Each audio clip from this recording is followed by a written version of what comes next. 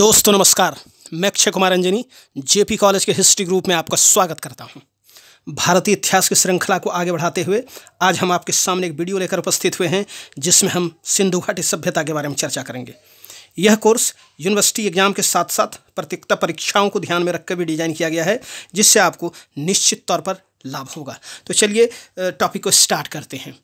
सिंधु घाटी सभ्यता, इसका भौगोलिक विस्तार देखें। ये पंजाब, सिंध, बलूचिस्तान, गुजरात, महाराष्ट्र, राजस्थान, हरियाणा, पश्चिम उत्तर प्रदेश और कश्मीर के क्षेत्र में ये जो फैला हुआ था।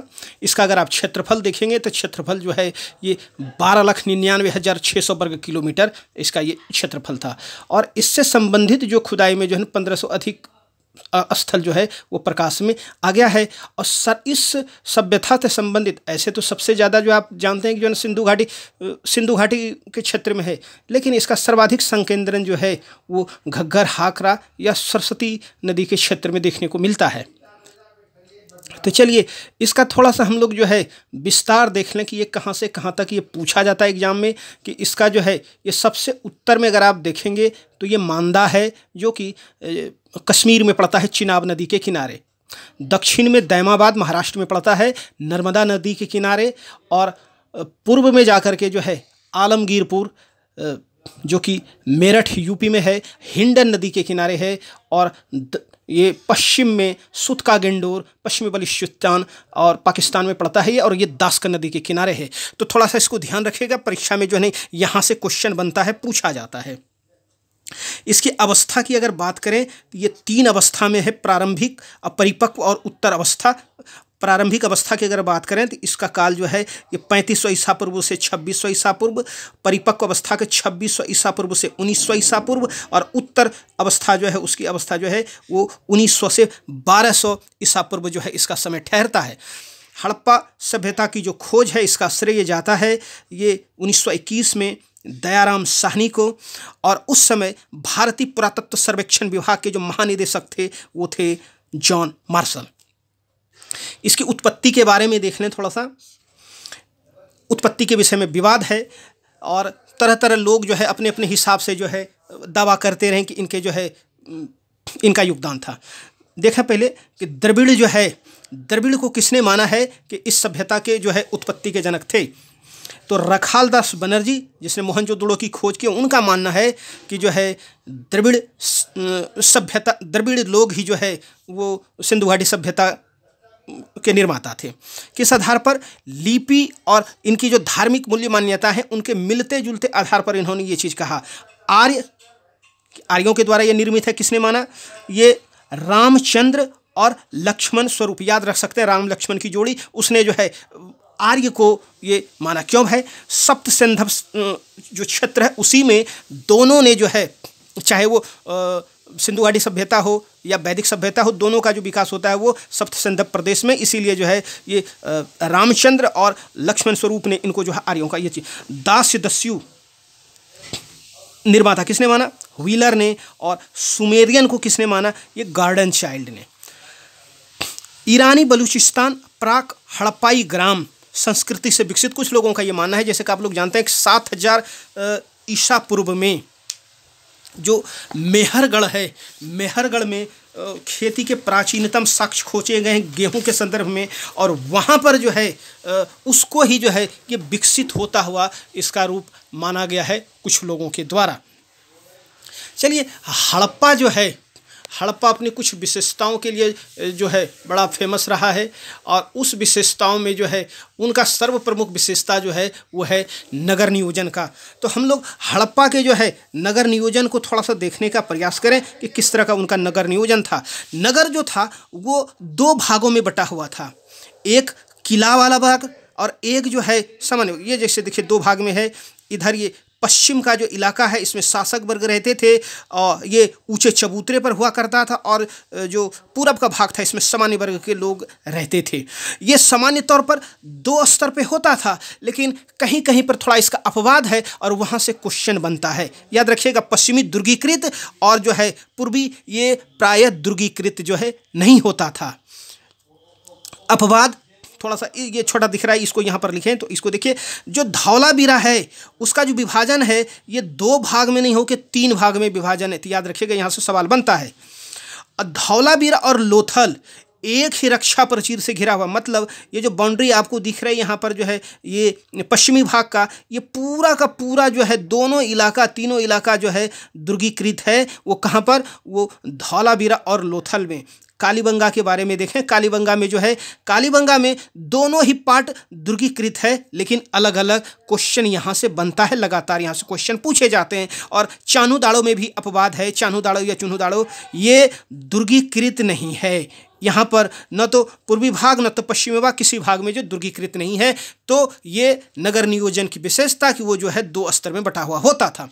अब हम लोग आवासीय भवन के बारे में देखें। जो आवासीय भवन है, जो लोगों के घर होते थे, उसके बीच में ये आंगन होता था और आंगन के चारों साइड जो है लोग घर बनाते थे और दरवाजे और खिड़कियां वो मेन रोड या सड़क की तरफ जो नहीं खुलते थे, वो कहाँ पर खुलते थे? वो गली में खुलते थे। घर में लोग पक्की जो ईंट है, पक्की ईंट का प्रयोग करते थे बहुतायत में, और घर जो है 1 मंजिला 2 मंजिला दोनों हुआ करते थे, और घर का जो फर्श है वो पक्की ईंट का बना हुआ होता था। हम लोग देखें कि खिड़की दरवाजे वो जो गली में नहीं खुलते थे, और नाली का बड़ा उत्तम व्यवस्था था। नाली जो है निकल के गली से होते हुए जो है, जो सड़क के किनारे जो मेन नाली रहती थी उसमें जाके मिल जाता था। सड़कें और गलियां देखें हम लोग, सड़क एवं गलियां ग्रिड पद्धति के आधार पर। ग्रिड पद्धति किसको कहते हैं? जैसे देखिए ये जो बना हुआ है, अगर कोई सड़क एक दूसरे को समकोण पे काटे, जैसे देखिए एक सड़क इधर से गया, एक सड़क इधर से गया, यहाँ जो कोण बन रहा है, एंगल बन रहा है, वो 90 डिग्री का बन रहा है। तो ये समकोण पर काटने वाली जो सिस्टम है, जो व्यवस्था है, इसको जो ग्रिड पद्धति कहते थे। अगर भारत में वर्तमान समय में अगर आप देखेंगे तो चंडीगढ़ में जो है इसी पद्धति के आधार पर जो है चंडीगढ़ को डिजाइन किया गया है। सड़कें चौड़ी थी, गलियां भी चौड़ी थी, और साफ सफाई का विशेष प्रबंध रखा जाता था हड़प्पा में। आपको बता दें कि तत्कालीन विश्व में साफ सफाई पर इतना ध्यान और कहीं पर नहीं रखा जाता था, चाहे वो मिस्र की सभ्यता हो या मेसोपोटामिया की सभ्यता हो। जल निकासी की व्यवस्था यहाँ पर अद्भुत थी। गली से जो नाला निकलता था वो सड़क के किनारे, जैसे देखिए ये सड़क है, सड़क के दोनों साइड जो है नाले का निर्माण किया जाता था, और नाले को जो है ढक दिया जाता था पाट से, मोरियों से, और ये जो ढक्कन हुआ करता था वो पत्थर का भी हुआ करता था और जो है ईंट का भी हुआ करता था। देखिए ये सवाल पूछा जाता है कि किस चीज़ के ढक्कन से ढका, तो आप कंफ्यूज नहीं कीजिएगा। तो जो है पत्थर का भी रहता था और जो है ईंट से भी जो है इनका ढक्कन तैयार किया जाता था। तो ये नगर नियोजन की विशेषता। कुछ हम लोग आगे बढ़ते हुए थोड़ा सा इनकी जो है ये अर्थव्यवस्था को देख लें कि वहाँ के लोग जो है किस तरह से अपना जो है जीवन यापन करते थे। तो ये जो क्षेत्र है, हड़प्पा सभ्यता का जो क्षेत्र है, यहाँ पर आप देखेंगे कि इस क्षेत्र में उस समय जो वर्षा अच्छी होती थी। हालांकि आज अगर आप देखेंगे यहाँ पर वर्षा कम हो गई है, लेकिन उस समय यहाँ पर वर्षा थी। आज मात्र जो है यहाँ पर 15 सेंटीमीटर वर्षा, लेकिन उस समय ज़्यादा वर्षा होती थी। ये जो उस समय के जो इतिहासकार हैं उनके द्वारा जो है इसकी जो है चर्चा की गई है, जानकारी दी गई है। चलिए, प्रत्येक वर्ष जो है यहाँ पर जो है क्या होता था, बाढ़ आती थी, और बाढ़ आने के बाद आप तो जानते हैं कि मिट्टी जो है कैसी हो जाती है, उपजाऊ हो जाती है। बुआई का जो महीना था वो नवंबर में, बाढ़ उतर जाने के बाद लोग जो है फसल बो देते थे, और बाढ़ आने से पहले अप्रैल तक में फसल जो है वो कट लिया जाता था। नहर से सिंचाई का प्रबंध जो है नहीं था। हालांकि धौलावीरा में जो है कुछ अपवाद मिलता है, यहाँ पर नहर जैसी कुछ संरचनाएं देखने को मिली है, तो इसको आप याद रखिएगा। अपवाद में धौलावीरा। लोगों के पास जो उत्पादन था वो अधिशेष उत्पाद होता था। अधिशेष उत्पादन उसको कहते हैं सरप्लस प्रोडक्शन, कि अपने खाने के अलावा जो बच जाए उसको अधिशेष उत्पाद कहते हैं। प्रमुख फसल जो है 9 प्रमुख फसल थी। गेहूँ, जौ, धान, और जो है ज्वार, बाजरा, मटर, राई, तिल, सरसों, खजूर, तरबूज, कपास, इस तरह के फसल से लोग जो है परिचित थे। देखें गेहूं की यहाँ पर 3 किस्में थी, और गेहूं और जौ हड़प्पा निवासियों की जो प्रमुख फसल थी, गेहूं और जौ। हालांकि धान को आप दिखाई पड़ रहा है, लेकिन धान सिर्फ और सिर्फ गुजरात में लोथल और रंगपुर में जो है ये शायद इसको जो उगाया जाता था, बोया जाता। कपास जो है इसी क्षेत्र में सबसे पहली बार उगाया गया है दुनिया में, और ये 3000 ईसा पूर्व जो कपास की यहाँ पर खेती होने लगी है। और कपास की खेती के वजह से ही सिंधु क्षेत्र को यूनानी के द्वारा जो है सिंडन कहा जाता है, या कहा गया उस समय। हल, फावड़ा, इस तरह के जो चीज़ हैं उसका यहाँ पर मिला नहीं है कुछ अवशेष।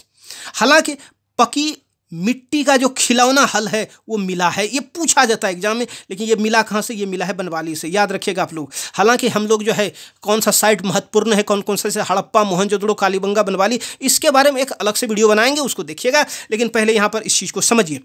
हल शायद लकड़ी का बना हुआ था, लेकिन एक बात में जो संशय है कि हल आदमी खींचता था या पशु, ये स्पष्ट जो है नहीं है। कटाई जो है वो पत्थर या तो जो है कांसे के हाशिए से किया जाता था। आप जाने ये कांस्य सभ्यता थी, लेकिन इस समय पत्थर का जो प्रयोग, पत्थर के हथियार का प्रयोग जो है बहुतायत से होता था। लोगों को नीम, पीपल, बबूल आदि पेड़ों के बारे में भी जानकारी थी। धन्य कोठार जहाँ पर धान को सुरक्षित रखा जाता था, अनाज को सुरक्षित रखा जाता था, वो हड़प्पा, मोहनजोदड़ो और कालीबंगा में पाया गया है। तो इससे प्रतीत होता है कि जो है कि यहाँ के शासक जो है शायद धान जो है अनाज के रूप में जो है टैक्स जो है वसूल करते होंगे। व्यापार को देख लें थोड़ा सा। व्यापार जो है आंतरिक और बाह्य दोनों तरह के व्यापार होते थे। परिवहन के साधन क्या थे? बैलगाड़ी या तो नाव।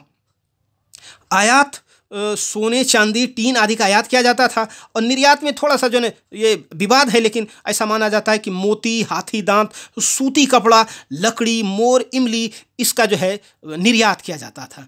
विदेश व्यापार अफगानिस्तान, ईरान, इराक, मिस्र आदि से किया जाता था।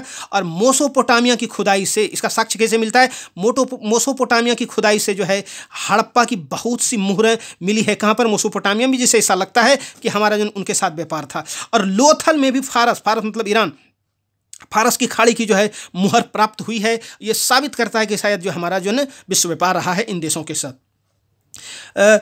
सुमेरियाई लेख, ये मोसोपोटामिया से संबंधित सुमेरियाई लेखों में जो है मेहुला का जिक्र है, और मेहुला का जो है संबंध सिंध क्षेत्र से बताया जाता है।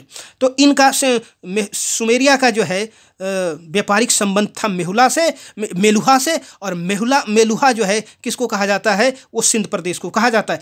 इसी लेख में दिलमुन और माकन नामक जो है मध्यवर्ती व्यापारिक केंद्र की चर्चा की है। और दिलमुन की पहचान जो है बहरीन से, और माकन के बारे में थोड़ा संशय है, लेकिन आमतौर पे या तो मकरान तट या तो जो है यमन तट के बारे में जो है इनसे जो है तादम्य बैठता है। बैलगाड़ी का जो पहिया होता था वो ठोस होता था। पूरा का पूरा जो लकड़ी के काट के जो बनेगा उसी के हिसाब से, उसमें जो बीच में खांचा टाइप का जो है चीज़ नहीं होता था। चलिए, एक चीज़ सुमेरियाई लेखों में ये चीज़ पूछा जाता है कि उगते हुए सूर्य का देश किसे कहा गया? आप कंफ्यूज करके जो भारत नहीं मार दीजिएगा। दिलमुन यानी कि जो है बहरीन को कहा गया है। बहरीन आप लोग जानते हैं फारस की खाड़ी में अवस्थित है। चलिए, शिल्प उद्योग थोड़ा सा देख लें। शिल्प और तकनीक वहाँ का कैसा था? तो उद्योग जो है धातु के सामान बनाए जाते थे। मिट्टी के बर्तन, मूर्तियाँ, ईंट, खिलौने, पत्थर, लकड़ी के सामान बनाए जाते थे। वस्त्र बुनने का भी धंधा उत्तम था। मनके और मुहर भी जो है बहुतायत में बनाए जाते थे। औजार कांसे और पत्थर के बनाए जाते थे। कांसे में टीन की मात्रा कम थी, ये हमको बाहर से मंगाना पड़ता था।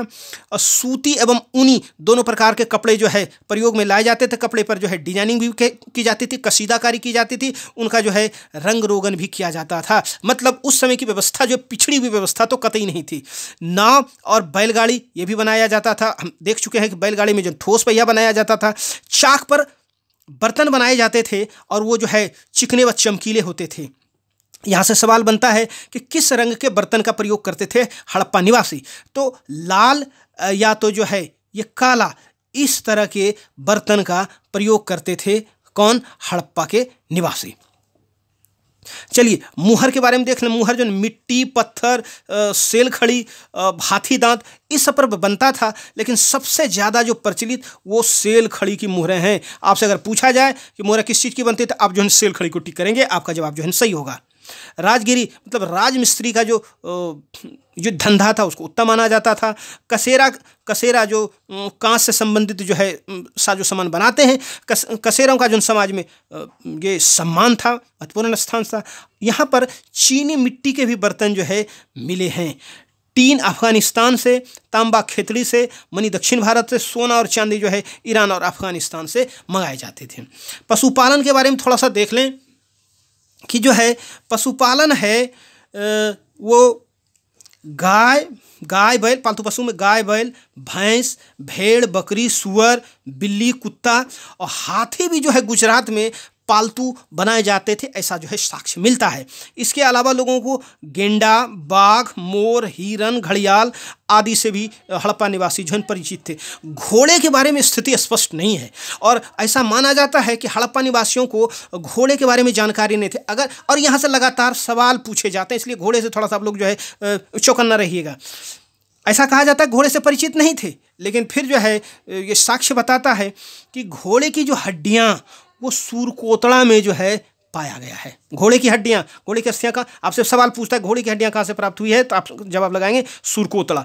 और घोड़े के दांत रानाघुंडई से प्राप्त हुए, ये आपसे पूछा जा सकता है। घोड़े की मृण मूर्तियाँ यानी मिट्टी की जो मूर्ति है घोड़े की, वो कहाँ से प्राप्त हुई है, वो प्राप्त हुई है जाकर के जो है ये लोथल से प्राप्त हुई है। तो घोड़ा जो है बड़ा महत्वपूर्ण है हड़प्पा सभ्यता के लिए। हालांकि जो है हड़प्पा निवासी को आमतौर पे ऐसा समझा जाता है कि उनको जो है घोड़े की जो है जानकारी नहीं थी, लेकिन हमारे जो है क्वेश्चन बनाने वाले जो लोग हैं उनको घोड़ा से कुछ ज़्यादा ही प्यार है, इसलिए जो है वो घोड़ा से जो है लगातार जो है क्वेश्चन पूछे जाते हैं। इसलिए आप थोड़ा सा जहाँ पर आपको घोड़ा दिख जाए तो आप उसको लेकर जो है चौकन्ना रहेंगे। आगे बढ़ते हैं, थोड़ा सा देखें कि सामाजिक जीवन किस तरह का था वहाँ पर। सामाजिक का जीवन तो जो है उनका रहन सहन कैसा था, रहन सहन, भोजन जो है शाकाहारी मांसाहारी दोनों तरह के भोजन करते थे, शाकाहारी मांसाहारी। वस्त्र जो है वो सिलाई करके पहनते, तो उस पर जो है रंगाई कढ़ाई ये चीज़ किया जाता। पुरुष और स्त्री दोनों जो है ना आभूषण प्रिय थे। स्त्री पुरुष दोनों बाल विन्यास में माहिर थे। पुरुष दाढ़ी मूछ रखते थे, लंबे बाल रखते थे। स्त्री जो है लंबे बाल, जूड़ा, चोटी ये करते थे। काजल, दर्पण, कंघी, लिपस्टिक आदि का प्रयोग जो है किया जाता था हड़प्पाकालीन महिलाओं के द्वारा। थोड़ा सा जो है सामाजिक संगठन अगर आप देख लें तो परिवार जो बड़ा होता था। परिवार ऐसा माना जाता है कि वहाँ का परिवार मातृसत्तात्मक था। दुर्ग जो पश्चिमी भाग था उसमें शासक वर्ग के लोग बड़े आरामदायक तरीके से बड़े मकानों में रहते थे और पूर्वी भाग में जो है सामान्य वर्ग के लोग रहते थे। मनोरंजन के साधन देख लें क्या क्या था उनका, वो शिकार करना मनोरंजन का साधन, मछली पकड़ना, पक्षियों की लड़ाई देखना, पासा, चौपड़, नृत्य संगीत देखना, ये जो है मनोरंजन के साधन थे। बच्चे जो है विभिन्न प्रकार के खिलौनों से अपना जो है वो मनोरंजन करते थे। इसमें बहुत सारी मूर्तियाँ जो है मिली हैं। समाधान का क्या तरीका था, समाधान जो दफनाना और जलाना दोनों किया जाता था।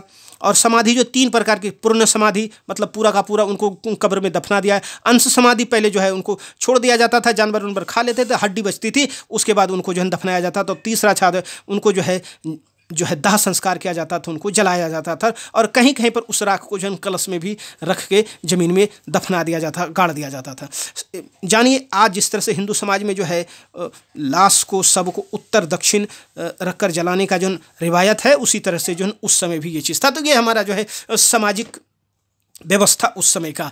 थोड़ा सा जो है हम लोग उस समय के जो है धार्मिक जीवन को देख लें कि किस तरह का उस समय का धार्मिक जीवन था। तो जो है उस समय मातृदेवी की जो पूजा होती थी, मातृदेवी की पूजा उर्वरा शक्ति के रूप में, पशु पक्षी के देवी के रूप में की जाती थी। ये मातृदेवी की बहुत सारी मृण मूर्तियाँ और सारी जो है मूर्तियाँ मिली है। उसके आधार पर हम कह सकते हैं कि वहाँ के लोग जो है मातृदेवी की पूजा करते, लिंग पूजा करते। पत्थर, सीप पर बहुतायत लिंग और योनि की प्रतिकृति मिली है। इससे लोग अनुमान लगाते हैं कि उस समय के लोग जो है लिंग पूजक थे।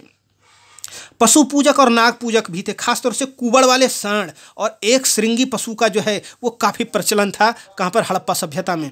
पशुपति की पूजा, 3 मुख वाले एक देवता मिले हैं पद्मासन मुद्रा में। ऐसा अनुमान लगता है कि वो शायद जो है आदि शिव रहे होंगे, उनकी भी जो पूजा वहाँ पर की जाती थी। वृक्ष पूजा, एक मुहर पर पीपल की डाल के बीच से देवता जो है झांकते हुए दिखाई पड़ रहे हैं। वृक्ष देवता हो सकते हैं ये। और वृक्ष देवता के सम्मान में बकरी को बलि देता हुआ भी दिखाया गया है। पशु और सर्पों को वृक्षों की जो है रक्षा करते हुए भी दिखाया गया। इस तरह से जो वृक्ष पूजा भी जो है प्रचलन में था हड़प्पा सभ्यता में। जल एवं प्रतीक पूजा, विशाल स्नानागार को देखकर ऐसा लगता है कि शायद उनके जीवन में जल का भी बहुत बड़ा योगदान था। देखिए ध्यान रखने वाली बात है ये कि जो है वहाँ हड़प्पा सभ्यता में, सिंधु घाटी सभ्यता में किसी भी मंदिर का साक्ष्य नहीं मिला है। हालांकि ताबीज जो है बहुतायत में मिले हैं। इससे ऐसा लगता है कि वहाँ के लोग जो है भूत प्रेत में विश्वास करते थे। एक कथन देख लें कि मातृदेवी संप्रदाय का सैंधव संस्कृति में महत्वपूर्ण स्थान था, किसने कहा है? मार्शल महोदय ने कहा है। मातृदेवी संप्रदाय राजधर्म नहीं वरन एक पारिवारिक धर्म था, किसने कहा? ये व्हीलर महोदय ने कहा है। तो इस तरह हम लोग सामाजिक, आर्थिक, धार्मिक व्यवस्था को, जीवन को देख चुके हैं। थोड़ा सा हम लोग जो है जल्दी से राजनीतिक स्थिति के बारे में भी देख लें। तो राजनीतिक स्थिति कोई स्पष्ट जो है संगठन, राजनीतिक संगठन यहाँ पर मौजूद दिखाई नहीं पड़ता है। संभवतः बनिक वर्ग का यहाँ पर शासन था, व्यापारी वर्ग का यहाँ पर शासन था। पिग्गट महोदय के अनुसार यहाँ का जो शासक है वो पुरोहित वर्ग था, और पिग्गट महोदय ने हड़प्पा और मोहनजोदड़ो को जो है जुड़वां राजधानी कहा है, किसकी? सैंधव सभ्यता की। पिग्गट महोदय, याद रखिएगा, यहाँ से सवाल बनता है। व्हीलर, हंटर और मैके ने इस व्यवस्था को जनतंत्री व्यवस्था कहा है। लिपि देख लें, यहाँ का लिपि जो है भाव चित्रात्मक लिपि है, दाईं से बाईं ओर लिखा जाता है, लेकिन अगर लेख बड़ा है तो ऐसा कहा जाता है कि ये पहले दाईं से बाईं और फिर जो है बाईं से दाएं इस ओर इसको जो है लिखा जाता था, पढ़ा जाता था। सबसे पुराना नमूना जो है लिपि का वो 1853 में प्राप्त हो जाता है, और 1923 तक पूरी की पूरी लिपि जो है प्रकाश में वो आ जाती है। इस लिपि में मूल चिन्हों की संख्या जो है ना ये 64, चित्राक्षर 250 से 400, और अधिकांश अभिलेख जो है ये मुहरों पर मिले हैं, जिसमें मात्र 2 से 4 शब्द ही मिले हैं। मुहरों पर अभी तक 4000 से ज़्यादा जो है नमूना प्राप्त हो गया है। सबसे बड़ा जो लेख है इस तरह का वो 10 चिन्हों वाला लेख मिला है। कहाँ से मिला है? धौलावीरा से। ये सवाल बनता है यहाँ से, इसको आप लोग याद रखिए। धौलावीरा पड़ता है गुजरात में। हैरिस तथा टी बरो ने इस लिपि को जो है आद्य द्रविड़ कहा है। और क्यों कहा है? और इनका कहना है इनको जो है बाएं से दाएं पढ़ा जाए, नो कि दाएं से बाएं। जवाहरलाल नेहरू भी जो है इसे द्रविड़ कहा है, इन्होंने भी द्रविड़ कहा है। आई महादेवन साहब हैं, उन्होंने कंप्यूटर की सहायता से इस लिपि को पढ़ने पर काम किया, पढ़ा नहीं है, पढ़ने पर काम किया है। इस सभ्यता की जो है सबसे प्रमुख विशेषताओं में से जो है मुहर एक बहुत बड़ी विशेषता है। और मुहर जो है, मुहर के बारे में देखें, अधिकांश मुहर चकोर और गोल भी होते थे, कुछ अंडाकार भी होते थे। ये मिट्टी, पत्थर, हाथी दांत और धातु पर जो है बने होते थे। लेकिन सर्वाधिक जो है सेल खड़ी की मुहरें वो आयताकार मुहरें देखने को आया है। सर्वाधिक अंकन इस मुहर पर एक श्रृंगी पशु का और उसके बाद कुबड़ वाले बैल का। तो थोड़ा सा ध्यान में रखिएगा कि सर्वाधिक अंकन हुआ एक श्रृंगी पशु का, और दूसरा जो है इस पर आता है कुबड़ वाले बोर। किस पर? ये मुहर पर। मनुष्य, पशु, पक्षी और वृक्ष का भी अंकन जो है मुहर पर देखने को मिलता है। तो अब थोड़ा सा जो है और अन्य विशेषताएं भी देख लें। थोड़ा सा, हालांकि वीडियो बड़ा हो रहा है, लेकिन इसको जल्दी से ख़त्म करने का प्रयास करते हैं। अन्य विशेषताएं को हम लोग देखें कि अन्य विशेषताओं में यहाँ का जो बाट होता था वो 16 के गुणक का प्रयोग करता था। चाक पर बने बर्तनों पर आम चित्रकारी वृत्त अथवा जो है वृक्ष का होता था। मनुष्य की भी चित्रकारी इस पर की जाती थी। मृण मूर्तिकाएँ पक्षी, कुत्ता, भेड़, गाय, बैल, बंदर इसका हुआ करता था। पुरुषों की अपेक्षा स्त्रियों की जो मृण मूर्तिकाएँ हैं उनकी संख्या जो है ज़्यादा देखने को मिली है। मृण मूर्तिकाएँ जो है ये साधारण ढंग से जो है, मृण मूर्तिकाएँ बार बार कह रहे हैं, मिट्टी की मूर्तिकाएँ जो खेलने के लिए बनाई जाती थी। मृण मूर्तिकाएँ बहुत साधारण ढंग की बनाई जाती थी। जब आप जानते हैं कांसे की जो है जो नर्तकी की मूर्ति है उसमें काफ़ी जो है बेहतरी है, गुणवत्ता है देखने को मिली है। हड़प्पा सभ्यता में प्रस्तर शिल्प या पत्थर शिल्प ये पिछड़े थे, बहुत कम देखने को मिला है। लोहे से परिचित नहीं थे, इसमें कोई विवाद नहीं। लोहे से परिचित नहीं, घोड़े में विवाद है। सोना मैसूर से, चांदी जावर अजमेर राजस्थान में पड़ता है और अफगानिस्तान से मंगाए जाते थे। मिट्टी के बर्तन सामान्यतः लाल रंग के होते थे, उस पर काले रंग का जो है लेप लगाया जाता था, या लाल रंग का ऊपर का भाग होता था, नीचे जो है उसको जो है काले रंग से जो है वो लेप लगाई जाती थी। इसके पतन के बारे में भी जो है ये सवाल बनता है, लगातार पूछे जाते हैं कि पतन भाई इसका कैसे हुआ। अलग अलग विद्वानों ने अलग अलग चीज़, कुछ लोग मानते हैं कि बाढ़ के वजह से इसका, किनका मानना है बाढ़ के वजह से? मार्शल और मैके और रॉ, इनका मानना है कि सिंधु घाटी का पतन जो है बाढ़ के माध्यम से। बाह्य आक्रमण कौन मानते हैं भाई? गार्डन चाइल्ड और व्हीलर, इनका मानना है कि सिंधु घाटी का पतन जो है वो बाह्य आक्रमण की वजह से हुआ। ये जो है आर्यों को इनका जो है जिम्मेदार मानते हैं। जलवायु परिवर्तन ऑरल स्टीन जो है जलवायु परिवर्तन को मानते हैं इस पतन का कारण। भूतात्विक परिवर्तन राइक्स डेल्स और जो है एम आर सहनी, इनका मानना है भूतात्विक परिवर्तन की वजह से जो है सिंधु घाटी सभ्यता का पतन हुआ। और लास्ट में एक आग से पतन कौन मानते हैं? डी कोसांबी साहब। और प्रशासनिक शिथिलता जो है सिंधु घाटी के पतन का कारण था, ये मानना है किसका है? ये मानना है जॉन मार्शल साहब का। तो दोस्तों, इस तरह से हम लोग आज जो है इस संक्षेप में आपको रखने का यहाँ पर प्रयास किए। बहुत महत्वपूर्ण यहाँ पर पॉइंट रखा गया है। आप अगर आप कॉम्पिटिटिव एग्जाम के क्वेश्चन पेपर निकालेंगे और हड़प्पा का क्वेश्चन अगर निकाल के देखेंगे तो आपको पता चलेगा कि बहुत सारे क्वेश्चन यहाँ से आपको मिल रहे हैं, 80% अधिक तो निश्चित तौर पे। और एक इसके बाद और वीडियो लाएंगे हम हड़प्पा सभ्यता पर, जिसमें हम हड़प्पा, मोहनजोदड़ो, कालीबंगा, धौलावीरा, लोथल जो मेन साइट है उसको वहाँ पर रखने का प्रयास करेंगे, और जिससे जो है यहाँ से बनने वाले जो क्वेश्चन है उसमें आपको महारत हासिल हो जाएगी। उम्मीद करते हैं परीक्षा की घड़ी में ये वीडियो आपको कुछ ना कुछ जो है फ़ायदा पहुँचाएगा, लाभ पहुँचाएगा। और अंत में कि जहाँ भी हैं स्वस्थ रहिए, मस्त रहिए और अपनी परीक्षा की तैयारी में व्यस्त रहिए। थैंक यू, धन्यवाद, बहुत बहुत धन्यवाद।